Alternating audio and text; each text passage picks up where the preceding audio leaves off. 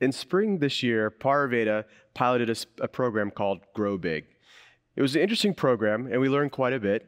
Elaine O'Connor, a principal from the Houston office, and myself, Alan Henson, also a principal from the Houston office, had the chance to attend. While the program offered a number of positive takeaways, there were a few things that we found particularly interesting that we wanted to share with you here today. So let's start with a very simple question. What is GrowBIG? GrowBIG is a business development training based on the Snowball system by Mo Bonnell and the Bonnell Idea Group, the BIG, in GrowBIG. And this is a program that Parveda has launched. Alan and I got to go to the pilot of that this spring. And at that pilot, two things really resonated with us. One was that GrowBIG is anchored and based off of the whole brain framework, which Finns start to learn about at associate school and also at Shift Up training. So if you haven't already been to one of those trainings, definitely get signed up for that. The other is that even though GrowBIG itself is a business development training, there were two aspects of it that we felt are really applicable to every Finn, not only in your life at Parveda, but also in your life in general. Things that you can take with you and that will be beneficial from this point forward. Those two are Curious Introductions and the Gravitas Model. So today we'll talk through both of these. What is a curious introduction? Let's start with that. When you meet somebody, it's an opportunity for you to understand what's of interest to them, what do they care about, and how can we help them.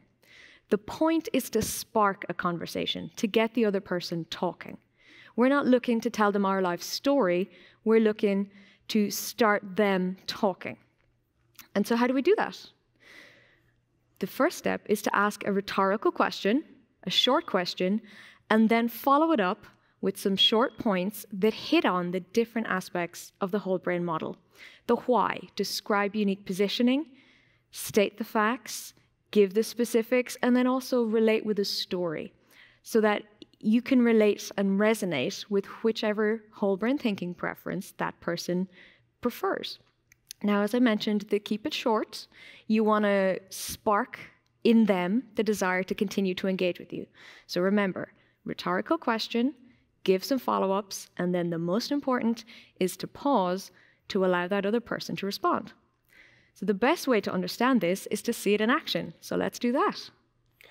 Okay, so we're going to do a little demo for you now, but instead of getting into the approach of curious introductions, we're going to walk through what might be a normal introduction that we've all faced inevitably time after time.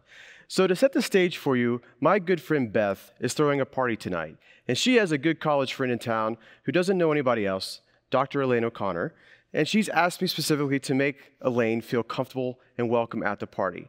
So I'm going to seek her out, introduce myself, and help her become more comfortable. But we're going to do it the other way first to give you some contrast. So we're going to take that demo and do it here. Hi, Dr. O'Connor.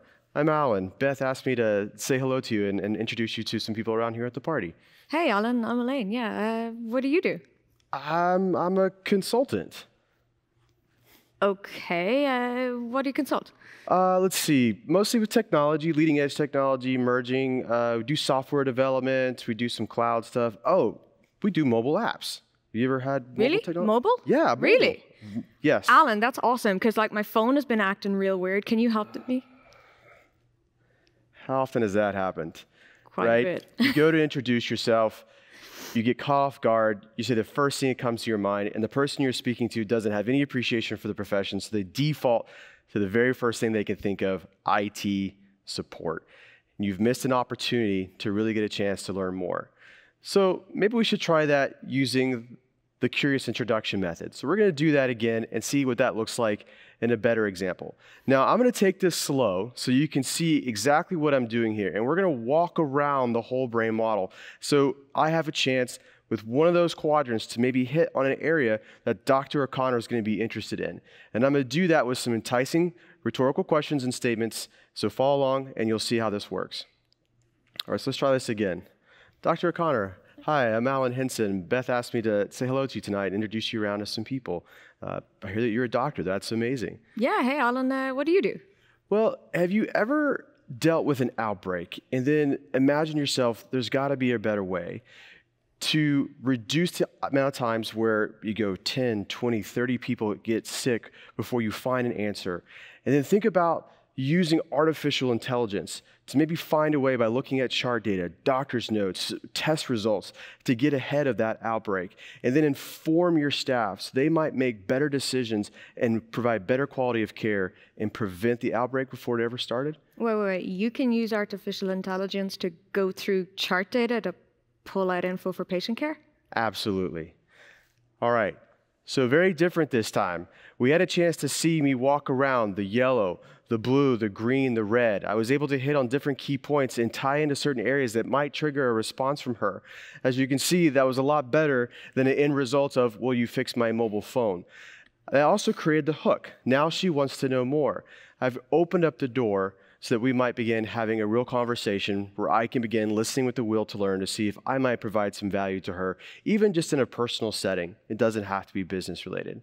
So Alan, now that we've got the hook, how do we continue the conversation? That's a really good question. Enter the Gravitas model. Likely you've heard the word gravitas before, and it's one of those words that everybody probably has a comfortable understanding of what it means, but probably like you, I too have to go to the dictionary every now and then to go back and look it up. So what is gravitas? Gravitas is really about a quality of substance or depth of personality. All of us have inevitably bumped up to someone who has really good gravitas. You've been in a conversation and someone joins in and instantly there's energy. They're able to ask questions and listen. They're able to shape the conversation. They're able to represent their opinion even when it's counter to everyone else in the conversation and do so without disrupting it. That's gravitas. But for the sake of our example, let's take that a little bit further. As generalists, we often find ourselves in conversations involving subject matter that we're really not too comfortable with. And our first inclination might be to steer that conversation back to something that's a little bit more comfortable. And in so doing, we've really deviated from that whole desire to listen with the will to learn, to find out something new. But if we're not confident in our own expertise around a subject, then chances are we're not going to dive deeper. The Gravitas model is really about giving you some tools to help you navigate that so that you can engage in those unfamiliar conversations, become a powerful listener, and find ways to offer value using what you do know while also learning a lot more about the individual or people that you're speaking with. So what does that look like? This is the Gravitas model. There are 3 main domains with some polarity, and we're going to walk through each one of those to give you a sense of what those look like. And then we're going to give you some examples again of how to put it to good work, and you can see it in action itself. So let's talk about the first domain.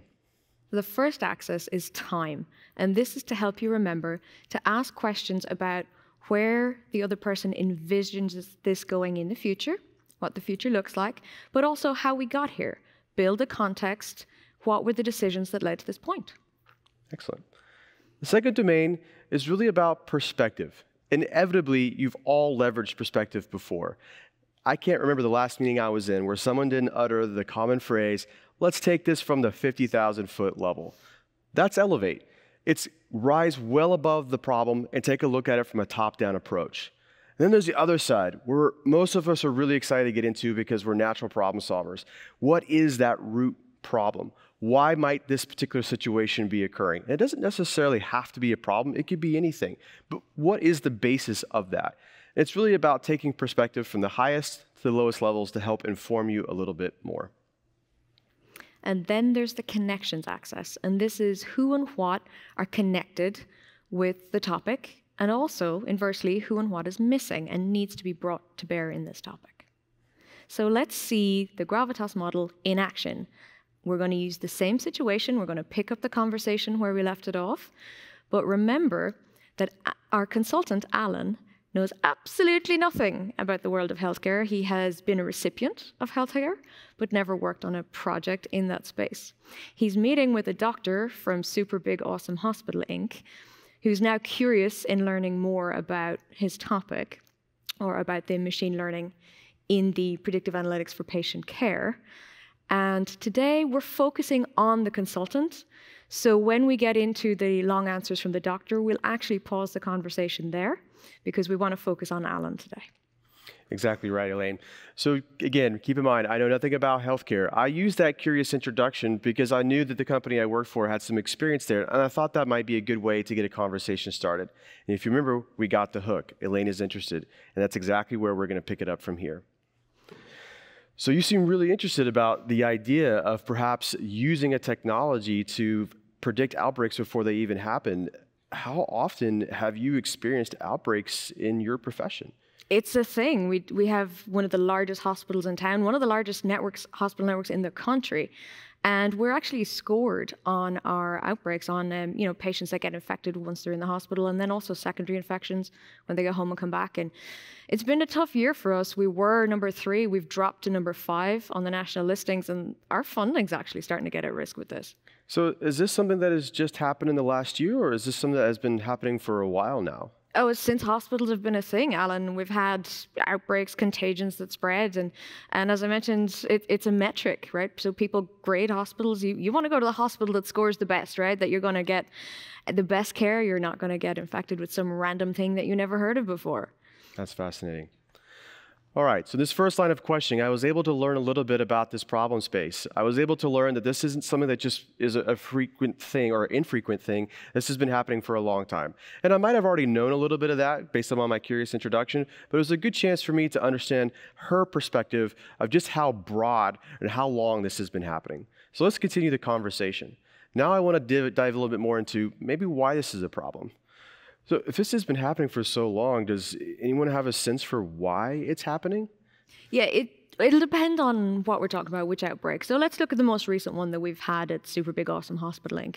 And that's C. diff. It's a nasty little bacteria that once it gets in there, it spreads like wildfire. People pick it up, get sick, and it is really hard to get rid of. So we had this outbreak the last 6 months that just took us forever to get to the bottom of. Do you know what may be spreading this or what's actually leading to the outbreak? Yeah, again, it depends on the outbreak, and that's what makes it so hard to find these things. Like with this C. diff one last time, it was actually, we got it down to, after lots and lots of research and pulling everybody together, we got it down to about, contaminated medications, right? A specific batch. Oh, wow. Okay, so I now have a better sense for what the root problem is. But in this situation, I've now learned a couple of things that maybe I'm not too familiar with, playing on the fact that I don't have a lot of healthcare experience, right? C. diff, it's a nasty bacteria that has been spreading. 2, contaminated medication. As someone who's only ever gone to the pharmacy and had that nice little paper bag with the pill bottle, it's new to me to think that medicine might be contaminated. So I'm going to keep digging in and see if I can learn a little bit more. All right. So this has clearly been a problem in the past. You seem to have some issues now. You seem to have a good understanding of what the root problem is what's the future for this space? Does the hospital have a plan of action? Does the healthcare community have a plan of action? The hospital are looking at me to make sure that we get our numbers back up there. We got to get back to that number 3 spot. We were there for 4 solid years. Dropping to 5 is a killer, so there has to be a way for us to get back up there. So this outbreak is more than just other patients getting sick. It's the reputation of the hospital. Absolutely. It's not only as a patient care, it's our reputation, it's our funding, the research that we can support, the new treatments that we can create. It's all dependent on the score. So you're telling me if you drop in the rankings, you lose funding, and that hurts your ability to develop future solutions to future medical issues? Absolutely, it does. That seems like a really big deal. It is. Okay, so we're continuing our discovery. Now I've learned more that this problem is actually more than just a health problem for the patients in the hospital. It actually could impact the hospital itself and the future of its ability to provide healthcare to the community. And what I'm learning here is this is a real problem, so maybe I can learn a little bit more and see if there's an opportunity for me to provide some value. But as a recurring theme here, notice that I'm doing very simple things, questions, and then doing a lot of listening. So let's keep going. So you mentioned that you had some data that you were eventually able to figure out that it was contaminated medication. How did you figure that out? I had to pull 15 doctors off the floor, lock them in a room, and we were going through Epic and all the charts and the lab results that we had, and just started at the beginning for each of those patients to work it through day on day to see where we got the commonalities and chase each one down. And what was crazy is that the answer was there in the data. It just took us 4 months to get to the root cause. So you only used human power. You didn't have technology helping with this. I know you had said you had Epic, but nothing performing analysis for you? I had the doctors. That's what I have them do. That's what the contagion team does. So am I right to say if a doctor's spending time on this, they're probably not spending time on medical care for patients? Exactly. So we got to find coverage for the folks out on the wards. Okay. So now I have a better sense for what's involved. They're using manual human power to do analysis today. They have some basic software packages, but me, I'm interested in machine learning and artificial intelligence. And immediately my mind's thinking, why don't they have a better analysis solution for going through this data? That seems like an awfully expensive process.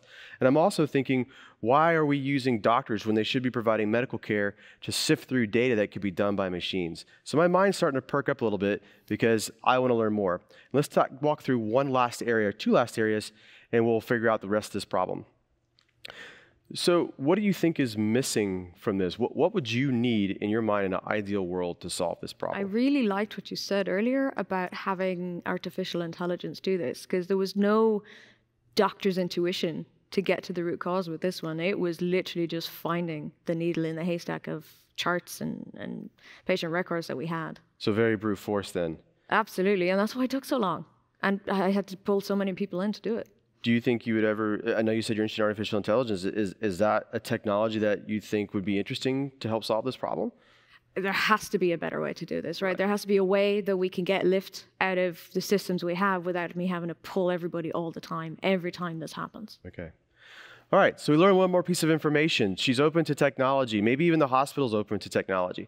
So at this point, I'm going to take a little bit higher level and see what else I can learn about the administration, about the hospital, to see if there's another area of perspective, thinking about enterprise architecture, that might provide some value for Dr. O'Connor.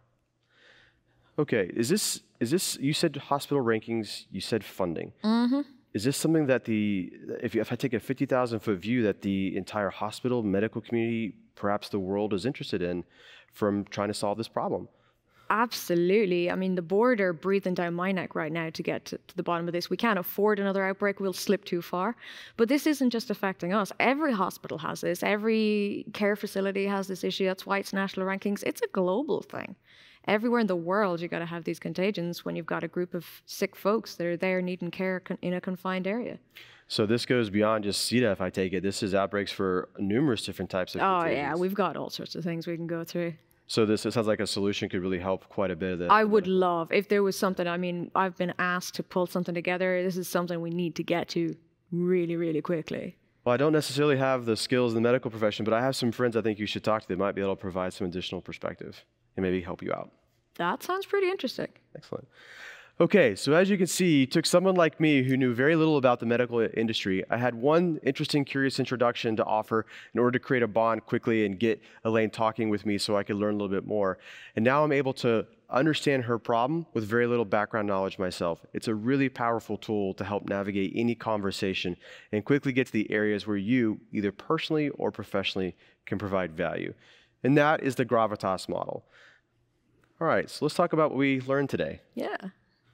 First and foremost, use a curious introduction to kickstart any conversation. Spark that interest and give the other person space to respond to the piece of the whole brain model that they're interested in. And once you have them hooked, once you've piqued their curiosity, if they start talking about something that you're not necessarily familiar with, or even if you are, leverage the Gravitas model to become a superstar listener and look for ways that you can provide value to others. The 3 domains are guaranteed to help you. Looking at time, past, future, looking at perspective, the highest level to the lowest level root cause problem, looking at who and what is involved, and what is missing, and what you can be added to help better improve this system. That will really help you navigate those tough topics. So use your curious introduction to kickstart your conversation. Use the Gravitas model to have that really meaningful conversation to get to how you can help that person. That's what we're driving to. And never be stumped by a topic ever again. And if you have further questions or you want to learn more about these models, please absolutely reach out to Alan and I. We love going through this stuff. We've used it quite a bit since we went to the pilot program, and we are happy to talk through it further with everybody. Thank you very much. Thank you. Now, Alan, seriously, my phone is really acting up. Can you? I don't do IT support.